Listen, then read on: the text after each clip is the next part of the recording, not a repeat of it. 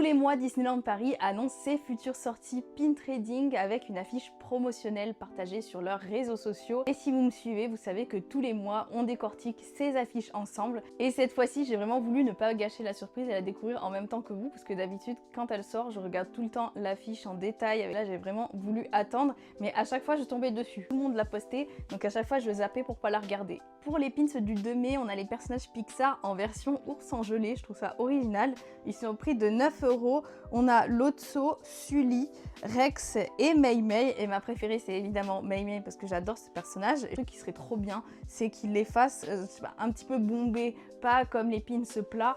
Et sur le pins en édition limitée, on a bien un pins de Lao avec Carl et Ellie de la collection Disney Tale of Magic, le spectacle nocturne du parc Disneyland. J'ai l'impression en fait que avec tous les pins qui sortiront, ça reformera le château. Et je pense que si on a toute la collection complète, ça peut rendre vraiment bien. Sur les pins du 4 mai, nous avons bien un gros goût qui est hyper mignon. C'est un pins non limité et il est au prix de 9 €. Et pour le pins en édition limitée, c'est un pins Star Wars avec les personnages de la trilogie originale qui sera vendu à 18 €. Pour le 9 mai, on retrouve des pins Winnie l'ourson au prix de 9 € avec Winnie, Tigrou, Porcinet et Bourriquet. Ils sont mignons avec des couleurs un petit peu pastel.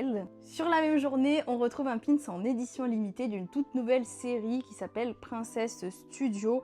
J'aime beaucoup en tout cas le visuel, donc à voir en vrai. Et là, on a le personnage de Belle avec des crayonnés. Sur le 16 mai, on va retrouver 4 pins en édition limitée de Disney Adventure World représentant chacun les landes du parc. Donc ils sont au prix de 20 € et on en a un du Avengers Campus, un du World of Frozen que j'aimerais avoir, Toy Story Playland et enfin le Place Rémy. On voit le visuel une fois fermé et je trouve qu'ils sont vraiment bien. Sur le 23 mai, on va retrouver une lanière spéciale pin trading pour la trouver sympa avec le petit Mickey avec sa propre lanière et la petite carte avec tic et tac aussi. Donc elle sera au prix de 10 €. Pour le 30 mai, on va retrouver 3 pins en édition limitée. Sur le premier, on a un pins qui célèbre les 40 ans des studios Pixar et je trouve ce pins vraiment sympa puisqu'il y a tous les personnages Pixar avec le logo Pixar au milieu avec les 40 ans avec la Luxo Ball et il est au prix de 25 €. Aussi avoir un autre pins en édition limitée de Bernard et Bianca, thème qu'on ne voit pas souvent.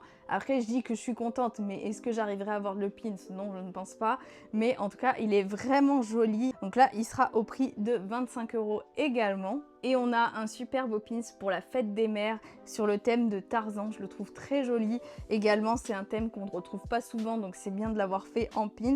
Il est vendu au prix de 18 € avec marqué Bonne fête maman 2026.